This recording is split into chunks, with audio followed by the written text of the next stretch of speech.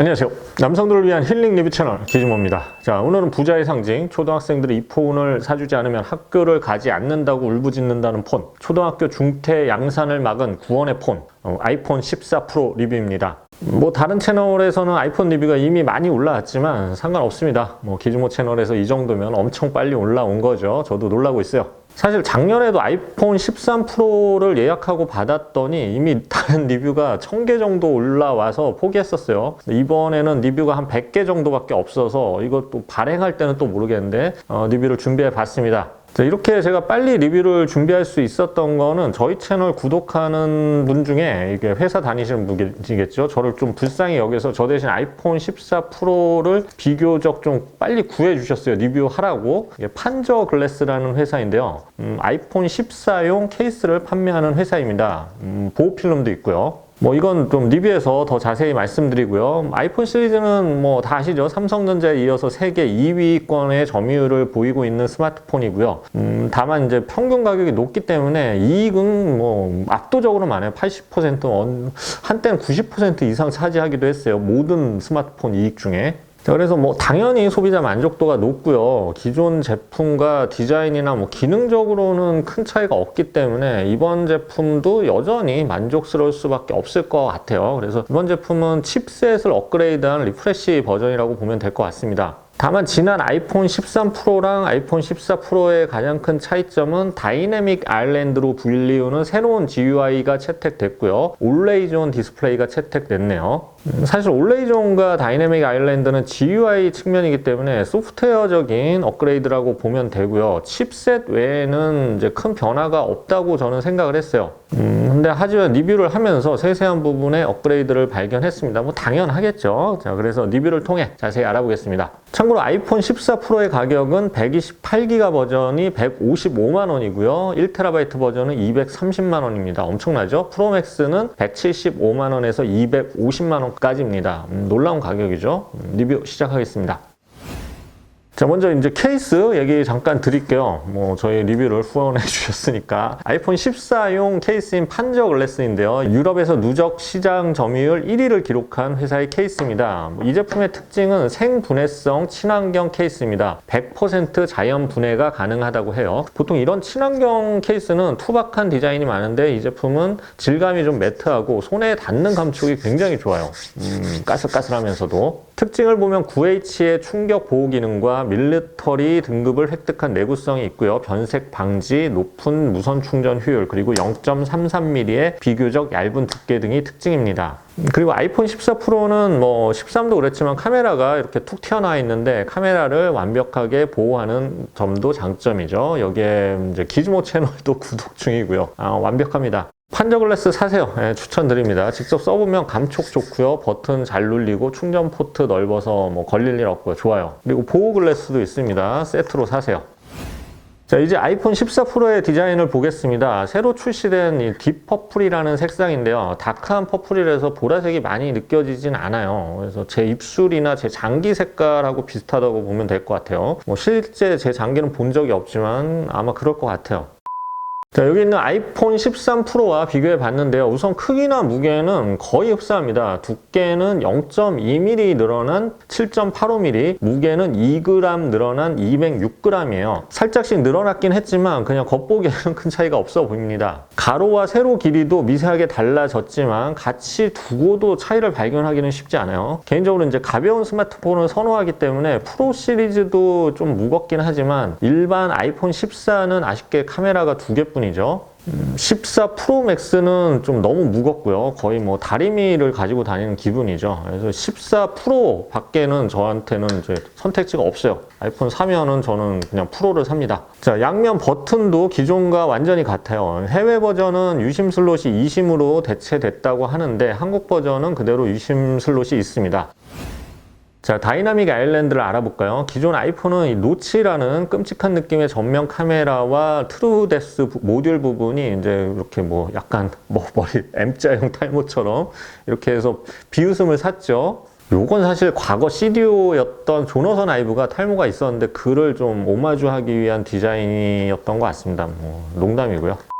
이제 어쨌든 이제 조너선 아이브는 퇴사했고 애플은 이 퇴사 기념으로 노치 부분을 좀 되긴 했죠. 퇴사한 지. 자, 멋진 아이디어로 재탄생 시켰습니다.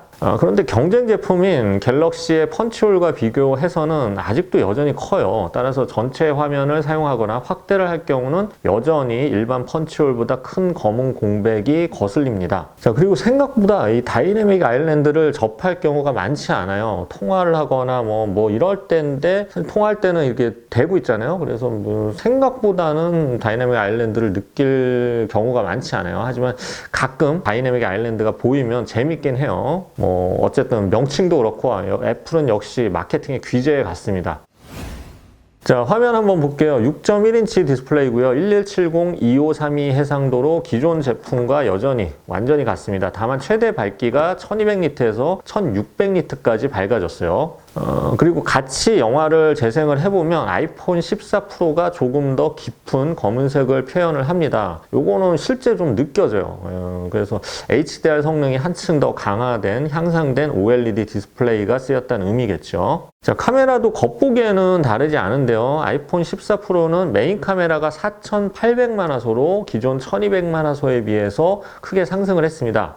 그런데 카메라는 거의 같은 크기로 유지가 됐죠. 그래서 최대 조리개가 기존 f1.5에서 f1.7로 살짝 낮아졌어요. 실제 사진을 찍어보면 살짝 더 어둡게 찍힙니다. 근데 이건 센서가 커졌기 때문에 실제로는 굉장히 디테일이 좋아요. 그래서 보정만 살짝 해주면 훨씬 더 카메라 품질은 향상됐다고 보면 됩니다. 자, 이렇게 되면서 또 하나의 장점이 생겼는데 기존 카메라 화각이 0.5, 1, 그리고 3배 줌 이렇게 세 가지만 있었는데 2배 줌이 하나 더 늘어났어요. 이건 메인 카메라의 화소수가 높으니까 크롭하는 식으로 2배 줌을 만들어낸 것으로 보여요. 자, 이렇게 하면 광학줌처럼 화질 열화가 없기 때문에 뭐 마음 놓고 써도 되겠죠. 전면부 카메라도 최대 조리개가 f1.9로 살짝 더 밝아졌습니다.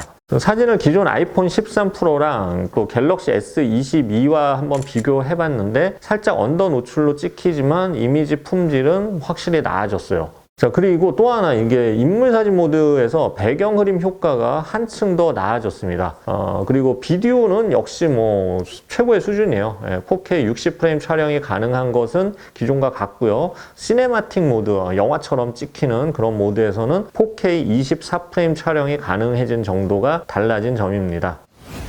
자, 성능 알아볼게요. 4나노 기반의 A16 칩셋이 사용됐고요. 기존 5나노 기반의 A15에 비해서 더 미세화 공정이 사용됐기 때문에 배터리 수명이 살짝 늘어날 것으로 기대가 됐어요. 애플 얘기로는 기존 제품에 비해서 5% 정도 배터리가 증가했다고 합니다. 자, 긱벤치를 돌려봤는데요. 성능은 뭐 기존 제품에 비해서 살짝 나아졌어요. 그래도 뭐 경쟁 제품에 비해서는 월등히 높은 점수입니다. 그 외에 뭐 3D 마크도 그렇고 뭐 어떤 걸 해봐도 어떤 모바일 게임을 즐기더라도 완벽한 성능과 프레임을 즐길 수 있습니다. 자, 뭐 성능은 따라올 제품이 없습니다. 확실해요. 배터리는 기존 3095mAh에서 3200mAh로 살짝 늘어났어요. 배터리는 올레이즈 디스플레이를 켜거나 끄는 것에 따라서 좀 차이가 있는데 올레이즈 디스플레이를 켜놓으면 뭐 한 10에서 20% 정도 배터리 소모가 늘어난다고 해요. 배터리 테스트를 해봤는데요. 와이파이로 영상을 재생하는 테스트에서 화면 밝기 60%, 음량 40%로 연속 재생했는데 21시간 정도 재생이 됐어요. 이 정도면 실제 사용 시에서 한 13시간 정도의 사용 시간을 보였어요. 애플 말대로 아이폰 13에 비해서도 한 5%에서 10% 정도 늘어난 수치입니다. 다만 이 최대 충전 규격이 아직 20W로 경쟁 제품의 25W에 비해서는 느립니다. 자, 뭐 리뷰는 이 정도고요. 뭐 다른 리뷰 뭐 디에디트나 뭐 언더케이지나 많이 올렸으니까 보시고요. 제 뭐 스마트폰 리뷰는 그냥 뭐 재미로 보세요. 마음 편하게. 자, 어쨌든 정리해 보겠습니다. 아이폰 14 프로는 기존 아이폰 13 프로와 비교하면 거의 비슷한 디자인과 디스플레이 스펙을 가지고 있습니다. 다만 디스플레이가 살짝 밝아졌고요. 메인 카메라 화소수가 늘어났고 배터리도 살짝 늘어났습니다. 자, 스펙에서 느껴지지 않았던 거는 HDR 성능이 좀 강화되면서 좀 더 깊은 블랙과 넓은 다이나믹 레인지를 보여줬던 점은 좀 좋았어요. 근데 전반적으로 뭐 여전히 우수한 상품성을 가지고 있는데 아이폰 13 프로에 비해서 드라마틱한 변화는 없어요. 그냥 칩셋 리프레시 모델 정도로 보면 될 것 같습니다. 뭐 처음에 말씀드렸다시피 다이내믹 아일랜드 기능이나 뭐 이런 거는 노치 디자인의 이 단점을 신기한 볼거리로 만든 점이 역시 애플다웠고요. 올레이드 디스플레이 채택됐죠. 물론 갤럭시나 LG 폰 같은 경우 2016년도에 올레이드 디스플레이를 채택을 했는데 6년 만에 따라잡았는데 뭐 그동안 올레이드 디스플레이를 몰랐던 골수 아이폰 사용자들에게는 엄청난 기술의 발달을 느끼게 해줄 제품입니다. 전반적으로 역시 놀라운 칩셋 성능, 이거는 뭐 깔 수가 없어요. 그리고 긴 배터리 시간, 뭐 무겁긴 하지만 그만큼 오래 가죠, 배터리가. 그리고 우수한 카메라 품질, 여전히 카메라 품질은 정상급이 최정상급이고요. 그리고 애플의 방대한 생태계를 보면 여전히 가장 경쟁력 있는 스마트폰임에는 틀림이 없어요. 자, 단점 몇 가지 있습니다. 일단 라이트닝 단자 그대로 고수하고 있고요. 터치 아이디도 여전히 지원하지 않습니다. 이거는 이해가 안 가요. 아무리 그 마스크 쓴 페이스 아이디를 잘 한다고 해도 터치 아이디가 더 편할 때도 있거든요. 자, 그리고 최대 충전 규격도 20W로 경쟁 제품에 비해 떨어지고요. 위젯도 여전히 초라하기 짝이 없습니다. 가격도 너무 올랐죠. 이거는 환율 때문이기도 하지만 애플에게 상납해야 하는 돈이 더 늘어났어요. 슬프네요. 자, 오늘은 판저글래스 덕분에 판저글래스입니다. 아주 멋진 회사예요. 이제 아이폰 리뷰를 재빠르게 진행해 봤는데요. 아이폰 구입하시려는 분들은 판저글래스 케이스 한번 검토해 보시고요. 뭐 아이패드나 앞으로 뭐 다른 제품들 나올 때도 이런 식으로 후원해 주는 업체가 있다면 좋았어요. 이거 제품에 대해서 뭐 눈치 볼 필요 없고 막 리뷰해도 되니까 자, 많이 후원해 주시고요. 지금까지 기즈모였습니다. 감사합니다.